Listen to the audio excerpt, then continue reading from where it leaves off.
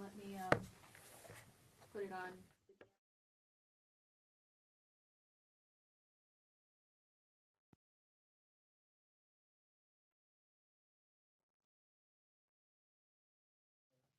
Hi, this is Andy Friedland. We're having technical difficulties with our live office hour, so we are working on it and we hope to be up and running momentarily. Thank you for your patience.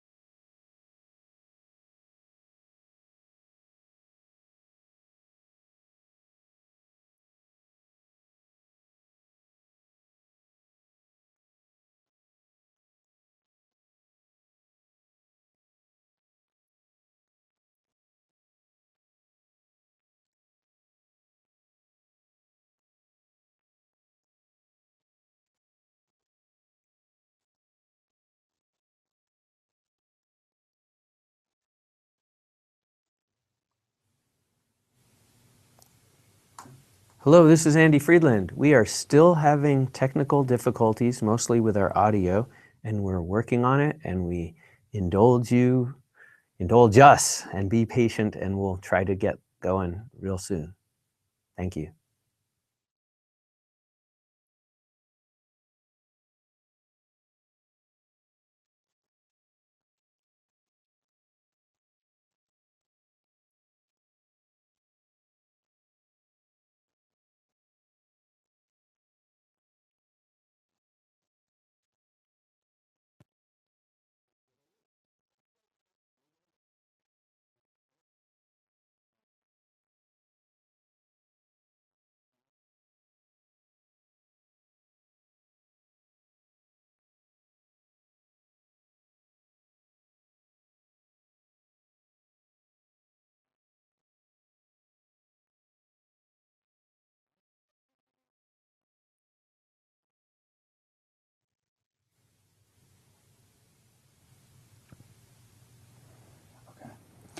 Welcome to the ENVX live office hour. This is the second take.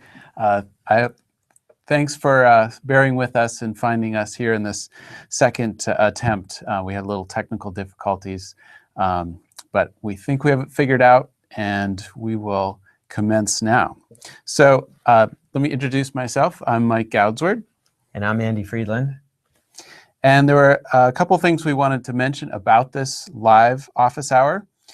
You can add your questions or comments to Google Hangout in the comment field or in the discussion forum in edX. That's the forum called Live Office Hour, or on Twitter at dartx_ENVX, or on our Facebook page. So we hope to hear from you, and we've already seen a number of comments that we'll get to in a moment. We also wanted to offer a couple of tips about the discussion threads. The dashboard on edX, so if you click discussions at the top of the screen, you find all of the discussion threads. This is a really helpful way to search, so you can search and reply to other people. Also, give feedback. So if anything's particularly interesting or brings up a new question for you, people appreciate it when you give feedback about their posts. We've seen a couple of photos. That's been really interesting and a great way to share environmental questions and problems from your community. And as we get to week 3 and your favorite meal, that's a really interesting thing to see as a photo. Also use the follow button in discussions, and that way you can check back and see if someone has replied to you. And the upvote button is also really helpful to highlight particular posts that you find really interesting so that other students can find those as well. And then finally, there's the filters in the discussion dashboard. So at the top of the thread, you can see all discussions, you can look at a particular week, or even a particular tab, and then filter by most votes or most activity. So keep up the good work in the discussion forums. And with that, we'd like to go to our first question, which comes from Pascal 5 about invasive species. And the question is, how long does a species have to be present in an ecosystem to be labeled native? For example, if organisms like kudzu or rats are better suited for an environment, at what point do we stop calling them invasive and call them naturally selected? Perhaps thousands of years ago, people introduced plants or animals that we now consider native to the ecosystems. How do scientists decide who belongs where? So that's a great question, and the short answer is it's a matter of how long the species has been there. But first, let's qualify that there are introduced species, meaning they are not naturally from that habitat or that ecosystem or that biome. But secondly, there are invasive species. And invasive species are introduced species that have outcompeted most of the species in that environment and are doing really well and maybe overtaking the ecosystem, and we call them invasive. So when we talk about a native species versus an introduced species, we're talking about species that have been introduced to that environment by human beings in the last few centuries, maybe a few thousand years in some cases, but that's generally what we're talking about. So it is a matter of just making the decision at some point that something is no longer introduced and it's now native. But we're talking about since industrialization or since the advent of people being quite mobile and moving from continent to continent. So within a few hundred years is a quick and ballpark approximation of how you make that distinction between native and introduced. Thanks for the question. Yeah. So our next question is called Organic from TMC Mies. Organically grown foodstuffs are supposedly healthier for you, but does organically grown really mean anything in a world where the winds have carried contaminated soil from nuclear fallout to pesticides around the globe, as have ocean currents, etc.? This is interesting, and we were talking about this the other day, and how to approach a question like this. So it's an excellent question, and it's true that there are environmental contaminants everywhere. So a piece of agricultural land that has been certified organic for 10 years means that the farmers have not added any chemical fertilizers or pesticides deliberately. But the questioner is absolutely right that there's just long distance transport of pollutants and pesticides from far, far remote areas to a particular location. But the concentrations of those pesticides, let's say pesticides, for example, are going to be quite low. So I think it's reasonable to call something that is certified and deliberately been under agriculture, that's called organic agriculture, to say that's relatively clean from these pesticides, acknowledging there are trace amounts. But the primary question is, they're supposedly healthier for you, and is that true? And that's a more challenging question to answer and a more expansive question. So the first answer is that there are a few studies, but they're not widely accepted. They're not uniformly accepted yet. They might be someday.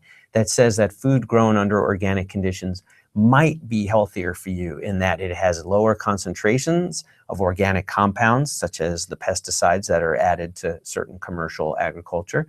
And there might be some suggestions that the nutrient content of organically grown food is better for you. But those are just a few studies, and there's not wide agreement on them. However, there is one thing that there's wide agreement on that is important when thinking about choosing to eat organic food, and that is it's much healthier for the farmers to work in an organic field than in a commercial field. It's much healthier for the farmers who don't have to apply pesticides. So that's probably the biggest argument, that if you want to eat organic and you're worried about your own health, well, that's arguable. But the health of the soil, the health of increasing the organic matter, and mostly the health of the farm workers is going to be much greater in an organic field than in a commercial field that's using inorganic commercial pesticides and fertilizers. Hope that wasn't too long an answer, but I think you see there was a lot of rich things in that one brief question. Yeah. So there's a question we get quite often and relates particularly to the first week of the course: environmentalism. Tell me more about the differences among environmental science, environmental studies, and environmentalism. Yeah, that question comes up a lot, and you saw that we addressed it in the first week in one of the first videos. But what we're doing in this course is environmental science. We're trying to understand natural systems and understand how human beings have impacted those systems. Environmental studies is a broader field that includes environmental science, but it also includes environmental ethics and politics and environmental history, and even writing, nonfiction and fiction writing that involves the environment. So environmental science is one small part of the broader field of environmental studies, and environmentalism is advocating on behalf of the environment. So it could be anything from civil disobedience and standing in front of bulldozers that are about to clear an agricultural field or clear a forest. And it could also be writing letters and advocating on behalf of the environment to your elected officials. And so when you study environmental science, which we're doing, you sometimes think about the perspectives more broadly to society, and that goes into environmental studies. And sometimes you're motivated to become an environmental activist or an environmentalist. Sometimes what you learn in your environmental science motivates you to do things in your society. These are not what we are advocating in this course. This course is solely looking at the environmental science, but we can't help sometimes discussing the implications to the broader society, and sometimes we can't help discussing environmentalism as it relates to environmental science. Great. There was a really interesting thread that developed about plastic water bottles, and it started off with a post from Chill 110, and sort of paraphrasing here: plastic drinking water bottles are everywhere here in Japan. I wonder if there's a way to break these plastic bottles down and perhaps use the byproducts for something else, which was an interesting question. And what developed there in a reply from Royce Kerr, it said, even recycling is a poor choice compared to the earlier choices of reduce, reuse, and recycle. In most areas, tap water is as healthy as bottled water, and where it isn't, water is often available in large reusable jugs. If you drink from a fountain, you reduce. If you fill a reusable cup or a bottle, you reuse. One renovated building nearby has a drinking fountain with a special spigot for refilling bottles and a numeric display of how many bottles were saved by operating the spigot. We have some of those right here at Dartmouth. Wait a minute, Mike. Do we have a counter, a numeric display that shows the number? I think right by the water Really? fountain. I Yeah. haven't seen that. I got to look for that. That's Yeah. great. And I had jumped in on this reply as well about the embedded energy of bottled water. And I found a paper that was written that estimated up to 1,000 times the amount of energy for bottled water versus tap water.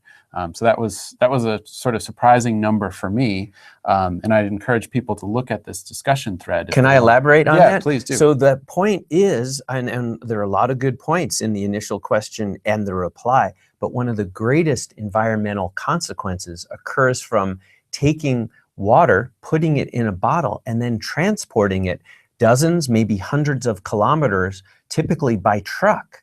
And so, as you know, water weighs 1 kilogram per liter, or roughly 2 pounds per quart, 8 pounds per gallon. So if you think about all the water bottles, and without a doubt, I'm not minimizing the plastic that had to be manufactured from petroleum to make the bottle, and then what happens to that plastic bottle if it's disposed of improperly. Even if it's recycled, it involves energy to recover it.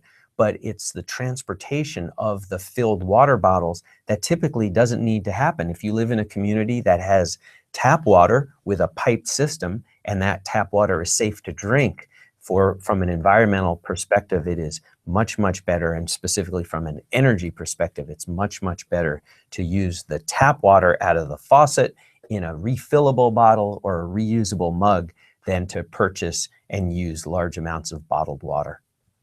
Definitely. Right. Students often ask about other readings that we might recommend that are related. So this is an introductory environmental science course, but people might be interested in particular topics. So we wanted to share a few recommendations.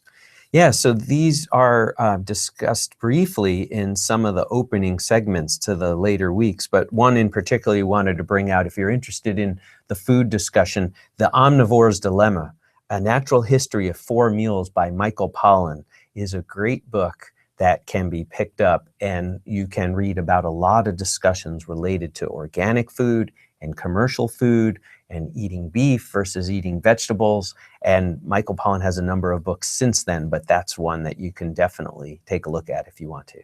And all the additional readings are in edX. You can find them on the top menu under additional readings with the full citation. Next, we wanted to go to a tweet from Amanda Omega, and she was kind enough to share with us that started tutoring my awesome next door neighbor, a 7-year-old girl, in environmental science. She loves it. And that neighbor also posted in the discussion board her enthusiasm of being encouraged by Amanda to take this course. So that's really great to see. That is great. That might be our youngest learner, age 7. Yeah. We don't know, but that could very well be the youngest person learning. So that's great. So let's go to our next question from Vermont Embass 128. Environmental impact assessment for a solar power plant project. I want to know what are the possible negative impacts of a solar power plant project and how we can mitigate them. Further, aside from environmental impact assessment, what other assessment is needed or can be considered in putting in a solar power plant project? Okay, so I like this question a lot because this is being dealt with a lot in North America right now. So the first thing is the question asks about a solar power plant. So I'm assuming from the question, this is different than a few PV panels on a rooftop or a few PV panels on a fixed mount or tracker next to someone's house or next to a small business. This sounds like we're talking about a larger array of either photovoltaic panels or perhaps mirrors that are focused towards some kind of a central location where water is being heated and steam is then turning a turbine in a conventional thermal energy to electricity power plant. So what are possible negative impacts and how can we mitigate them?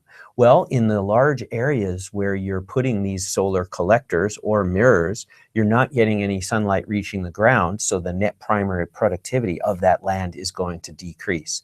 In these really large areas, the one in the United States I know about is Ivanpah in eastern California near the Nevada deserts. that has a large area, numbers of hectares, where if migrating birds fly through it, they literally, it's really gruesome, they get cooked by all that intense solar radiation heading towards some center location where it's heating water. So that's an environmental impact that is hard to mitigate. How do you keep birds from flying through that area?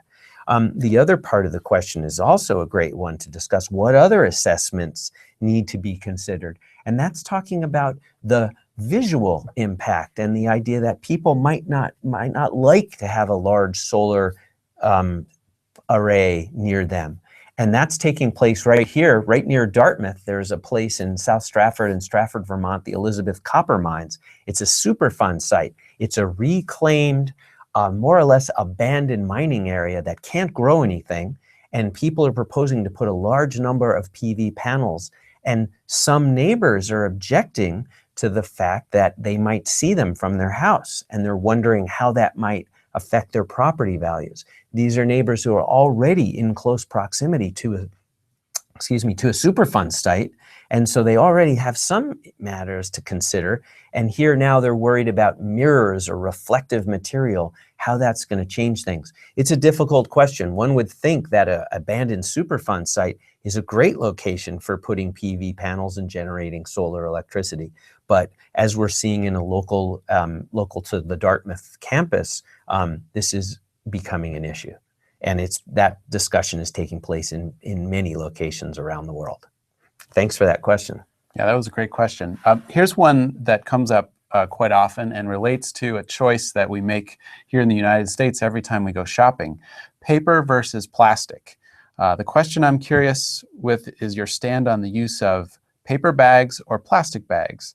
This has been a long-standing debate where paper bags have the advantage of faster decomposition compared to plastic bags. On the flip side, however, manufacturing the paper bags utilizes a lot of energy. Which then is better? Okay, so this is a great question and we can discuss it for hours, but we won't, have no fear. We'll try to do this quickly.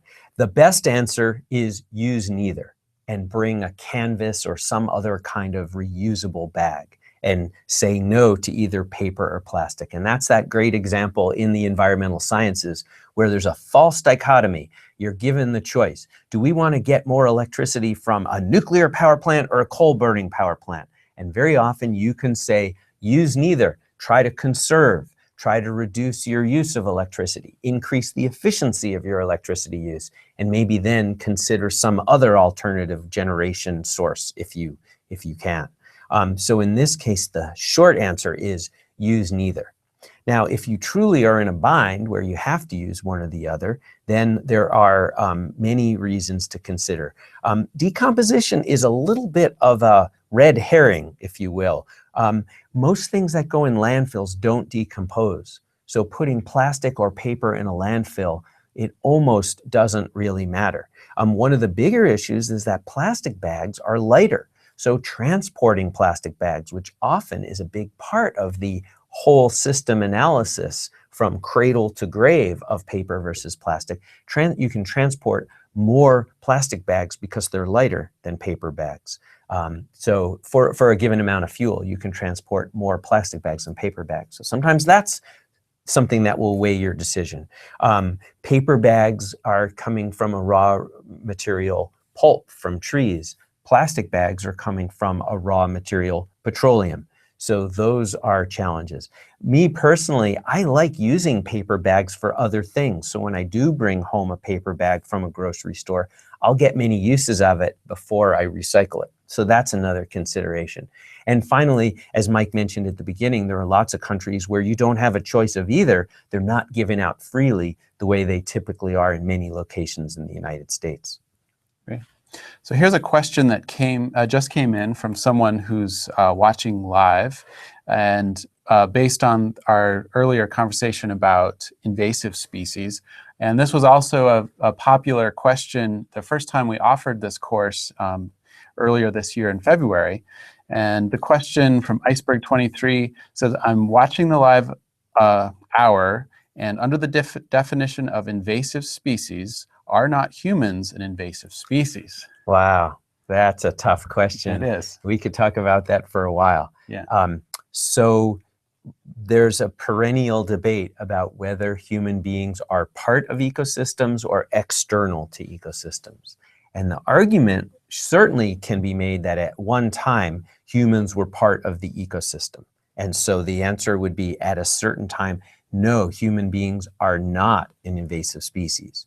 However, as humans have been able to, as one species, materially alter habitats in such significant ways, more than any other species, with the use of mechanized equipment, with the use of fossil fuels, with the changing of ecosystems by the emissions of CO2 and methane, it becomes perhaps a different question. Yeah. So I'm going to kind of dodge that one, Right. but at least you saw the beginnings of a way to answer that question. Thank you for that post. Yeah.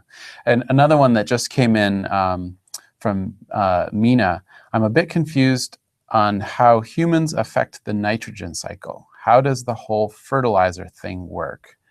So the nitrogen cycle and other global cycles were a part of week 1, and admittedly, there are a lot of interactions there. Yeah, so absolutely. One of the ways that humans influence the nitrogen cycle is by fixing nitrogen from the atmosphere and applying it as fertilizers to grow plants, and mostly agricultural crops. And then there's runoff, and that nitrogen runs off mostly as nitrate into fresh waters and changes the nitrogen balance of land and changes the nitrogen balance of water. But there's another way that humans significantly alter the nitrogen cycle, and that's combustion of fossil fuels, not for the intention of making fertilizer, but in all the combustion of fossil fuels that we do. Since the atmosphere is 78% nitrogen, any combustion in the atmosphere combines nitrogen with oxygen, you get nitrogen oxides, and you get an acceleration of movement of nitrogen in various parts of the biosphere. So I guess the answer is, in many ways, the human beings, so we wouldn't want to just focus on agriculture, we wouldn't want to just focus on combustion of fossil fuels. There's lots of ways that humans influence and accelerate the nitrogen cycle.